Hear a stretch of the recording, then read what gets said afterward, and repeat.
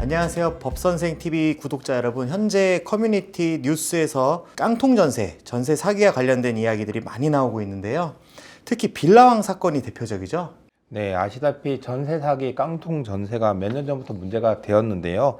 빌라왕이라고 불리던 김 씨가 사망한 이후에 이 문제가 더 크게 불거지고 있습니다. 그 빌라왕이라고 불리는 김 씨는 그 서울과 수도권 그 빌라 총 1139채 무자본 갭투기 형태의 소유자였는데요. 그 2022년 10월 10일 갑작스럽게 한 호텔에서 사망하였습니다. 변호사님 혹시 그 사인은 밝혀졌나요? 수사기관에 따르면 지병으로 사망한 것으로 알려졌는데요. 사실 이에 대해서 의문스러운 점이 한두 가지가 아니죠.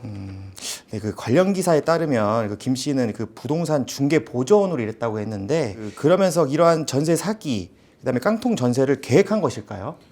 현재 수사기관의 수사 결과가 나오지 않은 상황이라 저희가 확정적으로 말씀드릴 수 있는 부분은 많지 않지만 이제 확인할 수 있는 사실관계는 김 씨가 대략 2020년경부터 이러한 전세 사기, 깡통 전세를 하기 시작했다는 점과 그 이전에는 강서구 화곡동에서 부동산 중개 보조원으로 일을 했다는 점, 그리고 본인 개인 명의 외에도 법인을 만들어서 전세 사기, 깡통 전세를 했다는 점, 그리고 거액의 세금을 체납했다는 점 등을 확인할 수 있죠. 솔직히 저는 그 김 씨가 이러한 전세 사기 행각을 혼자 했다고는 좀 믿기지 않는데요. 어떻게 생각하십니까? 맞습니다. 그래서 이제 많은 분들이 그 김 씨 배우의 배후 세력이 있는 거 아니냐 이렇게 의심들을 많이 하고 계시는데요. 몇 가지 의문점이 있죠. 첫째는 과연 김 씨가 정말 그 총 1139채의 전세 사기를 칠 만한 인물인가라는 점입니다. 그럼 실제 김 씨와 관련된 사건을 지금 진행하셨죠? 네, 저희 의뢰인 중에 이제 김 씨와 임대차 계약을 체결하신 분이 있으신데요. 그래서 저희가 그 김 씨와 그 의뢰인이 주고받은 문자 보시는 것처럼 이제 이런 문자들도 이제 입수를 했고요. 그리고 또 그와 함께 이제 통화 녹음, 직접 그 두 사람이 통화한 녹음도 확인할 수가 있었는데요. 한번 그 통화 녹음을 한번 이제 직접 들어보시죠. 네. 아주머니 아프거나 아니면 많이 아프거나 해서 다 제3자로 매매해야 돼요. 만약에 이거 이미 구청에서 알아버려갖고 아드님으로는 매매 안 돼요. 그리고 만약에 안 사셔도 저는 죽을 때까지 전세가 못 빼주니까 그냥 압류를 해서 팔아가든가 뭘 하든가 알아서 하세요. 그럼 신용불량자는 아드님이 되시는 거니까. 아니야, 사장님 그렇게 말씀하시면 안 되죠. 저는 누구한테는 안 팔 거고요. 아주머니 내에서 가져가지 않으면 죽어도 지금 갱신된 거 아시죠? 묵시적 갱신돼 갖고 재계약된 거예요. 2년 후. 그러니까 그 2년 동안 아무 데도 못 가시는 줄 아세요. 그리고 2년 후에도 1년 후에 또 압류 또 걸릴 거거든요. 저 세금 안 내서. 그러면 그때는 아예 신용불량 되시니까 그렇게 아세요. 저는 더 이상 할 말이 없어요. 그 목소리가 굉장히 좀 어눌한데요. 네, 저희도 뭐 처음 듣고 누구나 느끼실 수도 있을 것 같은데 조금 이상하다고 느꼈습니다. 그리고 또 일부 언론에서는 김 씨가 보통 3급에서 4급 정도 지적 장애인이라는 그런 보도가 있었는데요. 실제로 그렇게 들리시기도 하시죠? 그렇죠. 조금씩. 맞습니다. 근데 하지만 이 부분은 이제 확실한 팩트 체크가 필요하니까 나중에 이제 확실한 상황은 봐야 될 것 같습니다. 네. 김 씨가 지적 장애인이라면 더 그렇지만 이제 지적 장애인이 아니라 그냥 일반인이 1139채 그 전세 사기 또는 깡통 전세로 이게 취득했다? 그것도 좀 이상한 것 같은데요. 그렇죠. 바로 그 점입니다. 과연 김 씨가 혼자서 이렇게 많은 빌라에 대해서 전세 사기를 할 수 있었겠는가?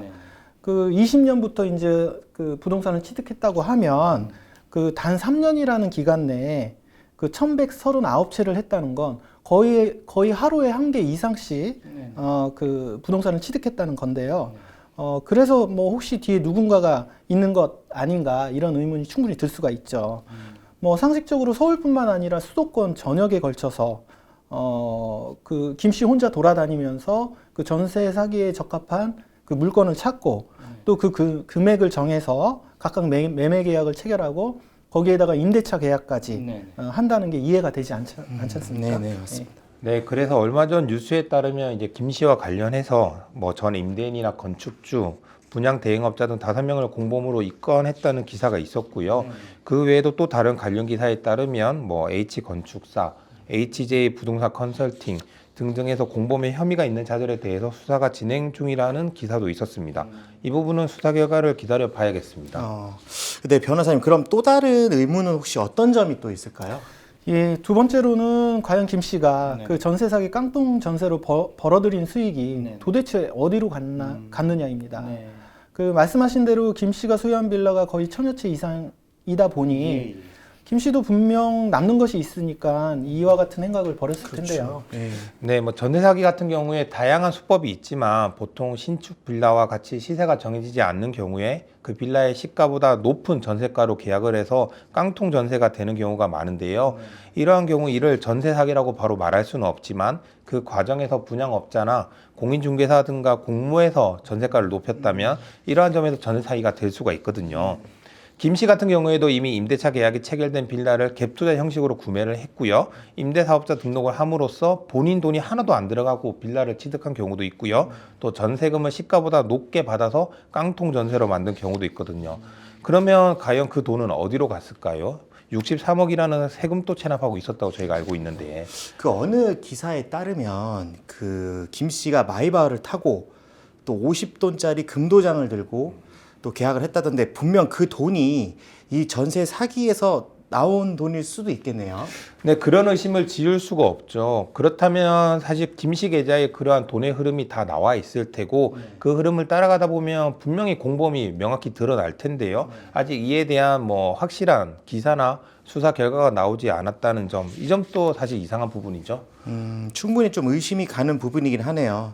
그래서 그 계속 배우자가 있는 거 아닌가 이런 이야기도 또 나오고 있는 것 같고요. 네, 그리고 뭐 김 씨뿐만 아니라 다른 빌라왕이라고 불리는 뭐 송모 씨, 정모 씨 같은 경우에도 김 씨와 같이 배우가 있는 게 아닌가, 이런 부분에 대해 수사가 진행 중에 있다고 하니 그 수사 결과를 지켜볼 필요성도 있겠죠. 네네. 그런데 변호사님, 만약 김 씨가 단순히 그 갭 투자한 것이라면 어떻게 되는 거죠? 진짜 내가 집값이 오른 줄 알고 샀다, 그렇게 만약에 주장을 하게 되면 어떻게 되는지 혹시? 네, 이 부분이 참 어려운 부분입니다. 사실 전세 사기라는 말이 통용되긴 하지만 그 사기가 성립하려면은 이제 기망 행위가 있어야 됩니다. 이제 속이는 행위를 말하는 건데요. 그 어찌됐든 임차인을 속여서 전세 계약을 체결해야 이제 사기가 성립이 되는데, 단순히 김 씨가 시가보다 높은 전세금을 받았다는 것만으로 기망 행위라고 보기는 좀 애매하고 사기죄가 성립되지 않을 가능성도 상당히 있습니다. 그래서 실제로 김 씨가 사망하기 전에 몇몇 분들이 김 씨를 사기죄로 고소한 것으로 알고 있는데요. 당시에 아마 사기죄가 성립되지 않는다고 수사기관이 판단을 했다고 저는 알고 있습니다. 아, 사기죄가 안 된다고요? 네, 말씀해 주신 대로 단순히 부동산 가격이 오를 것으로 판단하고 나는 투자를 한 거다, 나는 전세가를 속인 적이 없다고 하면 이러한 기망 행위가 있다고 보기 힘들기 때문에 사기죄가 성립이 안 되는 거죠. 이런 부분에서 좀 법과 현실의 괴리가 있는 셈이죠. 그렇군요. 그럼 또 다른 또 의문이 혹시나 있을까요? 뭐 이거는 이제 의문이라기보다는 그 관련 기사에 따르면은 김 씨가 취득한 1139채 그 빌라 중에서 전세보증보험에 가입한 사람은 그 614명 뿐인데요. 반대로 말하면은 525명은 그 보증보험에도 가입을 못했다는 것이죠. 거의 뭐 절반 가까이 가입을 좀 못한 상황이네요, 지금. 네, 저희가 파악한 바로는 그 초반에 계약을 체결하신 분들은 보증보험에 가입이 되었지만 어느 정도 시간이 지난 후에 이제 그 계약을 체결하신 분들은 그 보험 가입이 되지 않았다고 합니다. 아, 그러면 전세보증보험이 가입이 거절이 된 건가요?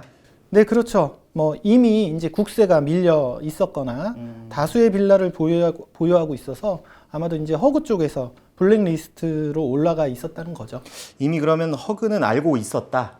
네, 그렇죠. 뭐 허그는 김 씨가 위험 인물이라는 것을 아마도 알고 있었을 가능성이 상당히 높다고 생각합니다. 왜 그런데 이거를 알리지 않았을까요? 그러니까 사실 그 점이 좀 의문인데요. 분명 허그는 알고 있었을 것으로 보입니다. 허그 자체가 그 뭐 김모 씨를 블랙리스트로 올려놨으니까요. 그럼에도 이 보증보험 가입을 거절하면서 임차인에게 전혀 고지하지 않은 점은 사실 이상한 점이죠.